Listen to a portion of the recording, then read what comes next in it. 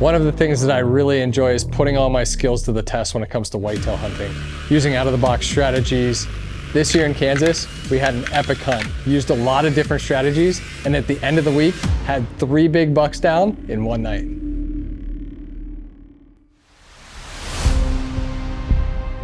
Every year, our annual trip to Kansas is one that I look forward to. You know, not only is it challenging for me, I love switching up strategies and trying new things and hunting in different ways, which is awesome. But I also love going down with new friends that are like family now, hunting with family, my father-in-law, my brother-in-laws. You know, they go down there, we all share a camp together for a week, and man, at the end of the day, put some big bucks on the ground and have a blast doing it. You know, the cool thing about Kansas is you go down there and you're hunting in a new spot and you have limited intel. I'm not running trail cameras down there all year long like I am at home. You know, I haven't spent a bunch of time putting food plots in or, you know, scouting the ground in the summer. I don't know what the deer are doing. So it's this factor of the unknown, which is exciting. It's the end of October, beginning of November. You never know what's gonna happen. Kansas is a special place. It's wide open. You know, we got the Black Rack extinguisher with us. We get to do a lot of calling and really just put all those strategies to the test. I had high hopes for this year. Last year, harvested a great 9-pointer, such a cool experience, great hunt, cool footage, you know, big deer. And coming off that hunt, was really looking forward to what was gonna happen this year. So the first farm we started on was super cool. It lays out with all this kind of open ground, but it's tall grass. We were kind of down in this corner where this big ditch feeds into some bigger cover. A little more timber and just really tall grass. Lots of good bedding for the deer. Bedding down there looks a lot different than up here. Up here in Minnesota in the Midwest, you know, they're bedding in those thick timber spots that are hidden away. Deer down there, it's almost like they're bedded in plain sight. You watch these big grassy openings and it looks like you can see forever. And you'd think, well, there's no deer out there, but that's where they bed. They find that thick, kind of grassy, nasty mesquite, whatever it is, cover, and that's where they live. This is the first time this stand has been set. We came in here on your camera stand. They already had this stand here, so we got warm weather. It's like 65 degrees, cloudy though. Pre-rut's just kind of kicking in, so don't know what could ever show up. So bucks travel a long ways down here in Kansas, so high hopes. It's gonna be a fun week. One of the tactics that we rely on while we're down in Kansas is feeding. You know, we put corn out. It's completely legal in Kansas, and it's a way for deer to feed when there's not a lot of other feed around. I mean, there's not big cornfields, there's not ag fields, there's not a bunch of food plots. This front's coming in. What are deer gonna do? What do deer do in the Midwest when a front comes through, pushes through? They get up and they wanna go feed. They go to food plots or they go to standing beans or standing corn. You know, down in Kansas, what are they gonna do? They're gonna do the same thing. They're gonna get up and they're gonna go to feed. And that's one of the tactics that we rely on while we're down here. So we're sitting in the stand and we have some deer filtering through. And back kind of in the bottom, I can hear a deer coughing back there. And he's not super far away, probably within that 80 to 100 yard range.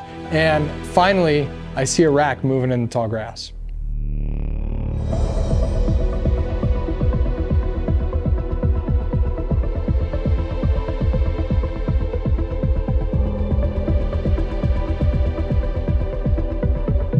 He's got a solid body on him, you know, he almost looks like a small pit bull. Rack's super cool, he's got great character, he's got a sticker. Pretty massive actually as his beams go throughout, but just not the type of deer that I'm exactly looking for on day one of the hunt. Cool encounter, great buck, and a great start to the evening. Well, day 2 rolls around. And again, we start seeing more deer. We see some little bucks. And as the evening progresses, we start to see more deer congregate up on that alfalfa field. Now again, this is a little different for me because when I walk through this alfalfa field, it just looks kind of brown and desolate. You know, it's not green and lush like you would imagine a good deer food source. But these deer, now 2 nights in a row, have congregated up by this alfalfa. Well, now my wheels are turning. And this is what I love about hunting somewhere different. Let's go and hang and hunt, and let's go hang and hunt up by that alfalfa. You know, I think that Even the deer that were walking by us in the original stand that we had were ending up at that end location by the alfalfa. So we grabbed a couple stands, we went and hung them up there mid-afternoon. Again, super windy. So we were using that wind as cover, hung in a big cottonwood up there. We're gonna wait and see what happens for the afternoon.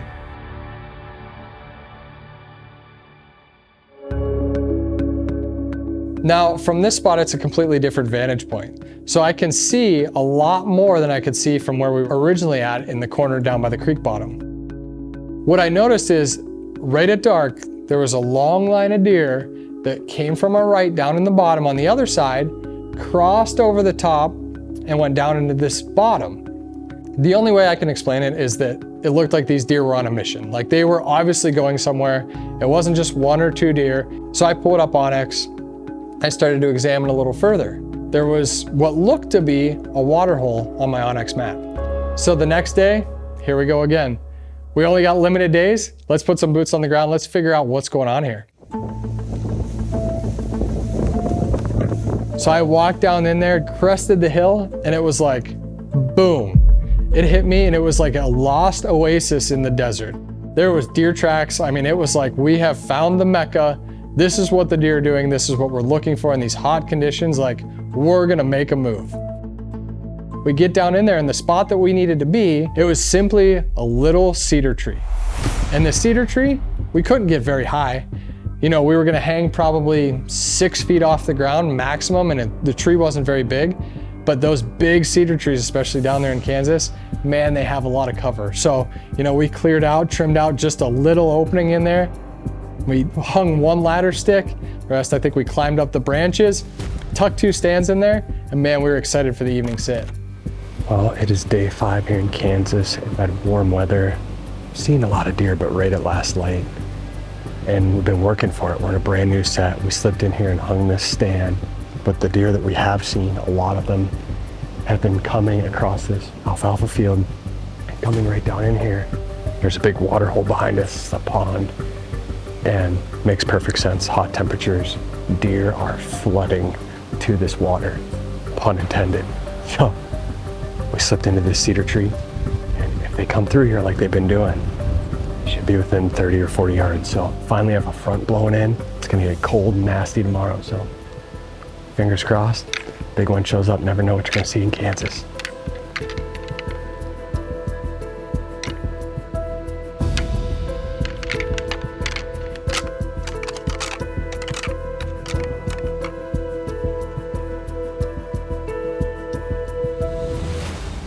So as we're sitting there, Adam says to me, hey, I hear some cracking back behind us in some cover back there. When I finally heard it, it's exactly what it sounded like, that there was a buck back there and he was making some noise with some antlers, you know, showing some aggression, doing some rubbing. And at that point, I thought, what a better time to bust out the black rack and see if I can't get this buck to come in here and check it out. I'm not trying to blow these deer out of the woods. I don't want to rattle too hard, but I know that I have to rattle loud enough that they can hear me back there because the wind is so strong right now. And probably 10 minutes goes by.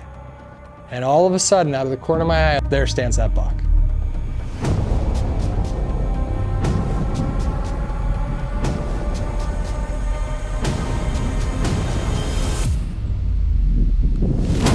He can't see any other bucks that are out here fighting right now.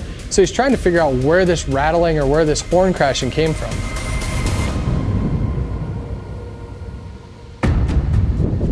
Finally, he breaks cover, comes out, and goes to the pond to get a drink.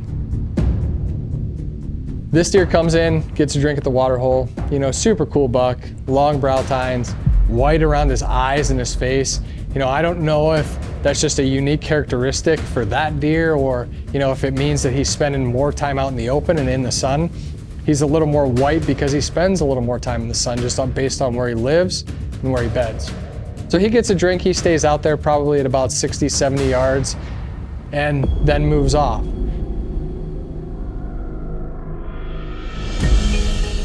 So now we're coming up on day 6, our last day to hunt, and we have some wicked weather that's about to move in. So the morning was a complete wash. It's storming, raining, and it didn't even make sense to get out and get in the tree. But that last night's sit, we felt it was just time to make another move. Again, the exciting part, let's mix it up, let's throw a Hail Mary. There was another farm that a lot of big buck sightings had been happening, and there was a lot of activity going on in this one particular spot. So we decided to go in there and jump in for the evening sit. We get in the tree and the rain finally starts to stop. So we start to see the silver lining and are just excited for what's gonna happen in that last hour. Now this cottonwood is in a row of cottonwoods, and there's about 4 trees, and then all around that, no trees hardly. It is tall brush, it's this black mesquite brush. You feel like you should be able to see a deer coming from 500 yards away in every direction.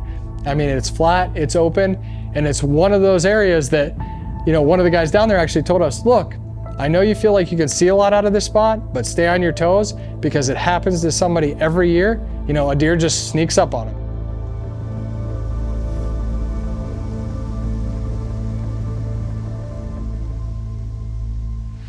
Big buck.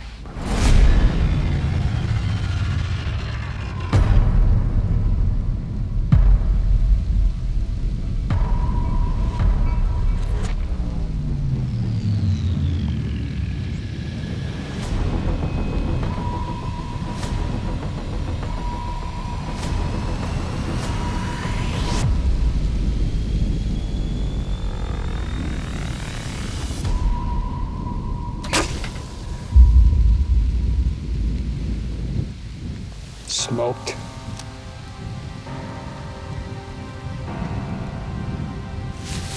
Are you kidding me?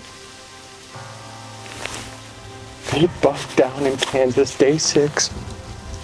He is a Big Ten, and he came out of nowhere. He surprised us. Give me some. Yeah, baby. What just happened? I'm in awe. I'm in awe.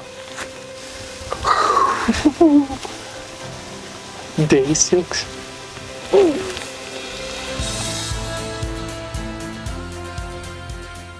There he lays right there, buddy. Big buck. Down, buddy. Check him out. Heck yeah. What a stud. Big Ten. Gorgeous, gorgeous deer. How about that? Tagged out here in Kansas, baby. We're kind of packing things up and having a little celebration to ourselves, and my phone goes off.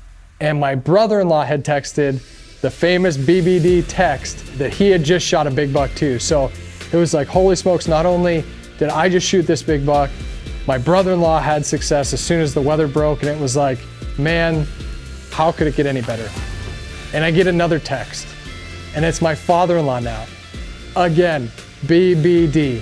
So how awesome was that? Not that it needed any more, but my brother-in-law shoots, I shoot, and then my father-in-law shoots one of the biggest bucks that he's ever shot, all within 1 hour of each other. That's a true testament on weather and how different variables can play into your hunt. There was definitely a few keys to success in this hunt.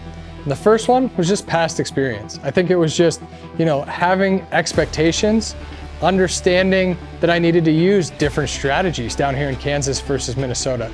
The second key is not being afraid to see what the deer are doing and make a move. Especially when you have limited time and limited intel. Observe what the deer are doing, be strategic about it, try to be low impact, but don't be afraid to make a move and get a little aggressive. The third key to the hunt, I think, was really just persistence. So it was sticking it out the whole week. It was being patient, waiting for that cold snap and that rain to finally hit and push through, and being in the right spot at the right time and making it count at that point.